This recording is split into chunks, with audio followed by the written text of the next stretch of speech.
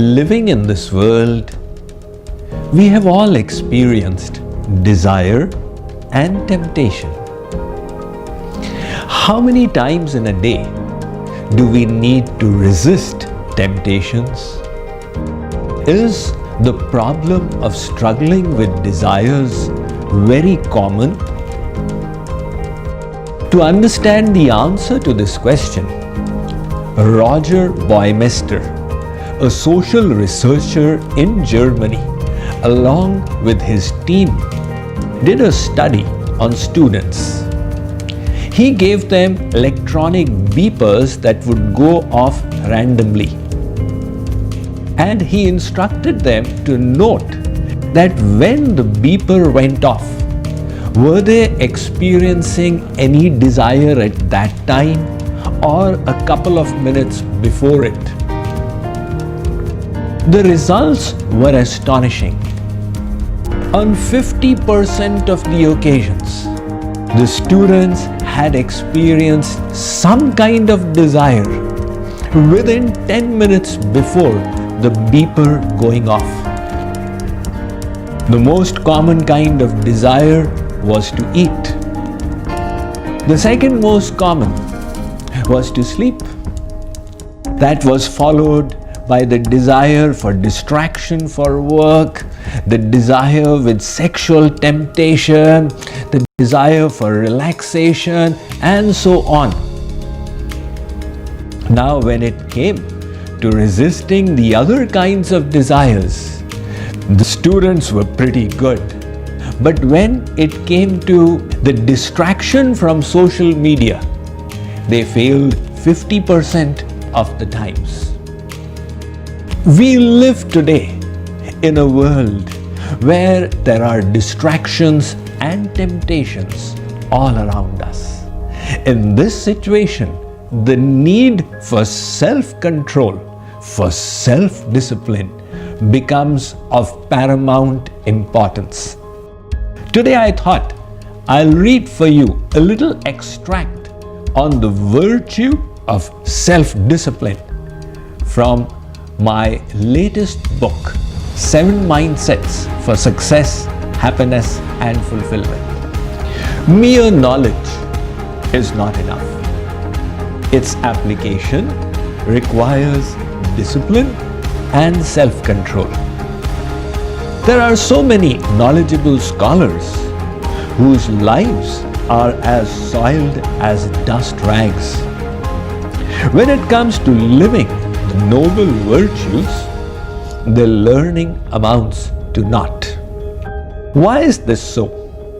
Because they fail to implement their stockpile of knowledge in real life situations and behaviors.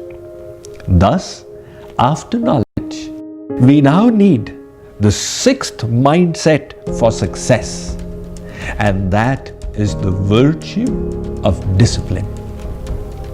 If there is one magic word that stands out above all the rest in enriching the quality of our lives, it is discipline.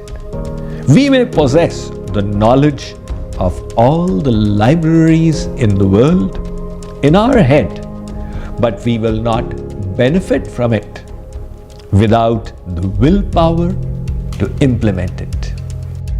Discipline is thus the bridge between intention and accomplishment, between inspiration and achievement, between knowledge and practice.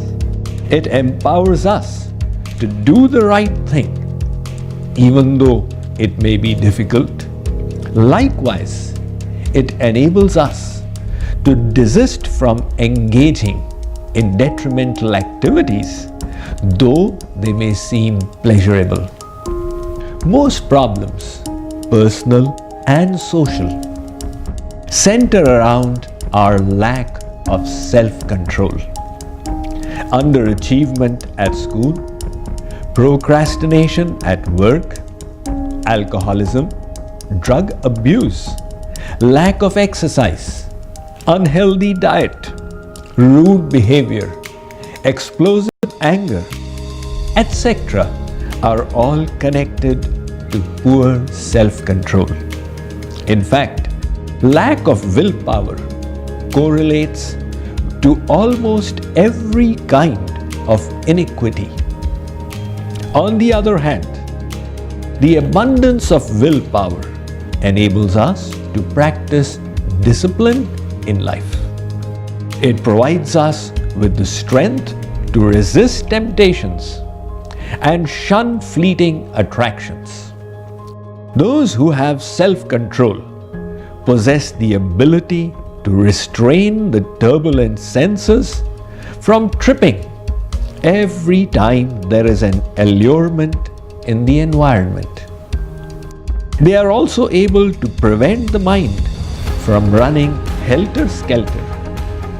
They keep a razor-sharp focus upon the task at hand and accomplish brilliant results. Did you know that this king of virtues called self-control can be grown through the practice of meditation? Yes, it's a fact. By regularly doing dhyan, our willpower grows in leaps and bounds. However, what is the science behind this? Read about it in my latest book, 7 Mindsets for Happiness, Success and Fulfillment. Do look it up on its Amazon page.